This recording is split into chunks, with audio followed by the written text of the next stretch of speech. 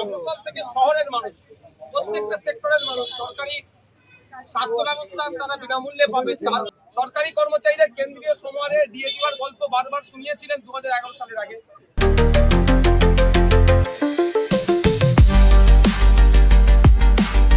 নমস্কার, রাই বাংলা থেকে আমি সুভাষিস।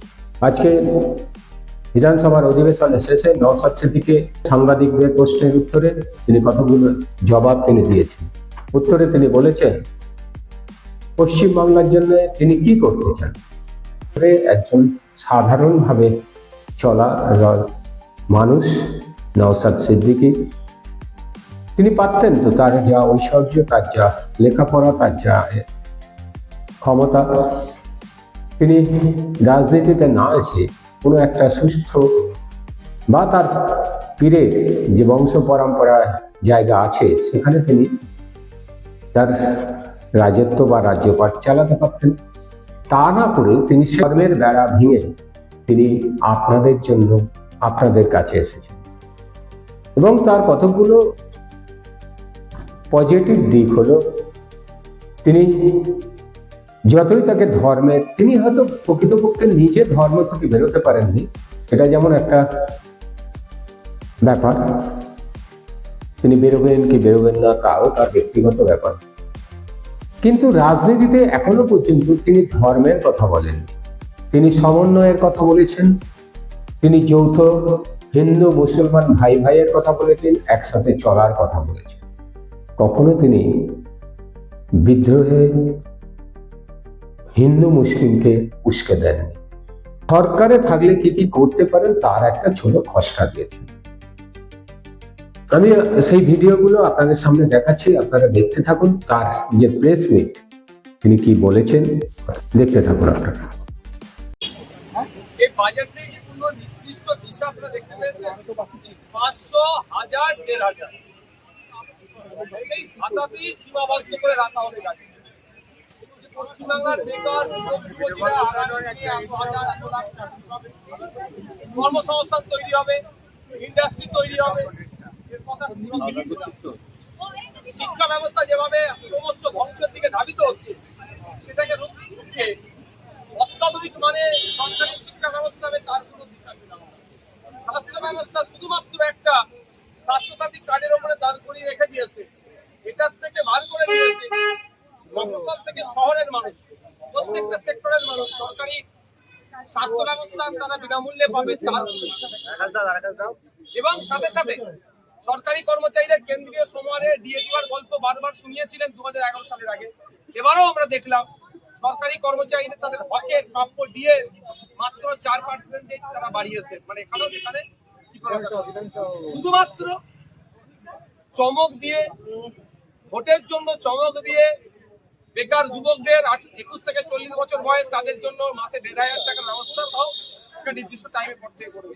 কিন্তু দুর্ভাগ্য ওইটাই যদি বলতো যে 21 থেকে 40 বছরের মধ্যে যারা শিক্ষিত বেকার যুবকরা আছে তাদের প্রত্যেকের কাজের ব্যবস্থা করব, নিশ্চিতভাবে আমি অপোজিশন টেবিলে বসার পর আমি টেবিলটা চাপড়াতাম, বাহবা দিতাম। তা শুনতে পেলাম না। মানে বারবারই সরকারের মুখাপেক্ষী করে হাতাতে সীমাবদ্ধ রেখে বাংলার মানুষকে আটকানোর চেষ্টা হচ্ছে। এই বাজেট শুধুমাত্র ভোটমুখী বাজেট, মানুষকে সাময়িক স্বস্তি দেওয়ার বাজেট করা হয়েছে। অর্থাৎ তাদের 1500, 1500 বাড়ছে, এটা এর বাইরে কিছু নয়। আমরা বলছি আমাদের কিন্তু বাংলার মানুষ সুযোগ দেয় আগামী দিনে কেন্দ্রীয় সমহারে আমরা ডিএর ব্যবস্থা করবো সরকারি কর্মচারীদের। স্কুলে যে শূন্য পদ আছে সেগুলোকে পূরণ করব। 5 বছর একটা সরকারের সময় পাই, 5টা জেলায় 5টা কলকাতার সরকারি স্টার হসপিটালের মধ্যে স্টার হসপিটাল বানাবো। শুধু তাই নয়, 1 ফ্যামিলি 1 জব এর ব্যবস্থা আমরা করব। মিডিয়া থেকে না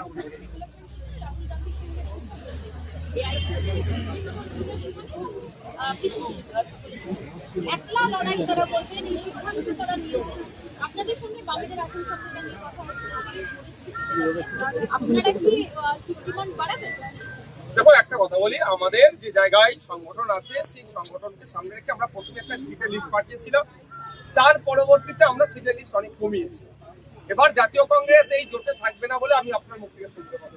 আমি এখন আশা করব যে জাতীয় কংগ্রেসও এই জোটে থাকুক, তৃণমূল এবং বিজেপির বিরুদ্ধে যে আমরা বিরোধ জোট তৈরি করছি সেই জোটে আসবে। যদি না আসে বাংলার মানুষ তাদেরকে কেমন ভাবে গ্রহণ করবে সে বাংলার মানুষের উপর নির্ভর করছে। এটা কি কোনোভাবে মনে হচ্ছে যে অন্য কোনো পার্টিকে সুবিধা করে দেওয়ার জন্য? দেখুন, ওই বিতর্কে আমি এখনই যাবো না। কি কি কারণ তারা নিশ্চিতভাবে আগামী দিনে বলবে সেই কারণটাকে সামনে রেখে চর্চা হবে। এই মুহূর্তে যেটা হচ্ছে সেটা আমি চাইবো যে বিজেপি তৃণমূলের বিরুদ্ধে একটা শক্তি তৈরি হোক।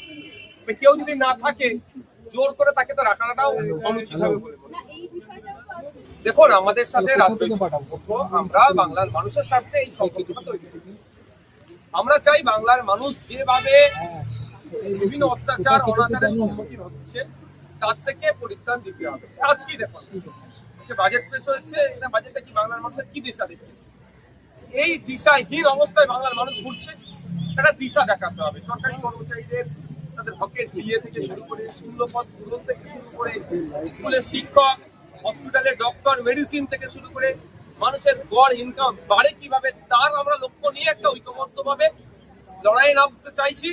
যে লড়াই নেবে বিজেপি এবং তৃণমূলকে হারানো যায় এবং আমরা সরকারে আসবো।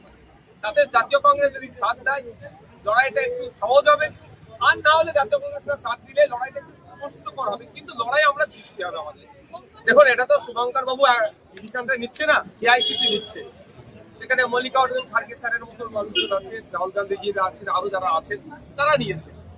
শুভঙ্কর বাবুর ব্যক্তিগত কোন জায়গায় কি দাঁড়াচ্ছে সেটাই ঠিক আছে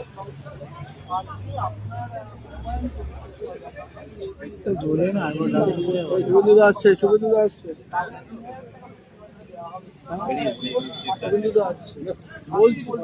দেখুন, আমি অনেক আগে থেকে বলেছি 1000, 1500, 1200 কোনো মহিলার হাত খরচ হয় না।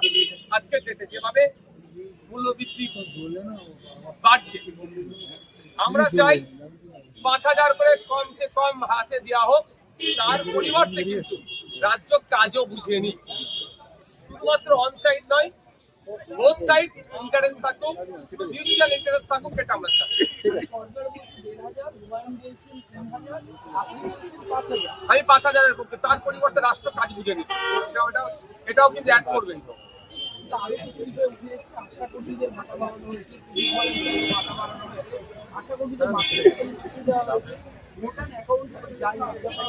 কি বাড়িয়েছে বলুন? সব কাজে সমাবেদন আমরা বারবার দাবি করছি। 1000 টাকা বাড়ালে তাদের কি, তারা যে কাজ করছে সেই পরিমাণ সমপরিমাণ কি তাদের কাজের মূল্যায়ন করা হচ্ছে? তাদের কাজের মূল্যায়ন হচ্ছে না। আমরা চাই তাদের কাজের মূল্যায়ন হোক। সব কাজে সমবেতন 2019-এ সম্ভবত সুপ্রিম কোর্টের যে গাইডলাইন আছে সেটা মেনে তাদেরকে মূল্যায়ন করা হবে, আমরা চাই। বেকারত্বের হারে বেড়ে গেছে, 1,500 টাকা দিয়ে বন্ধ করার চেষ্টা করছে। কাজ দেওয়ার দরকার, 1,500 টাকা দিয়ে কাজ চাই। আপনারা দেখতে থাকুন রাহি বাংলা, অবশ্যই শেয়ার করবেন। নমস্কার।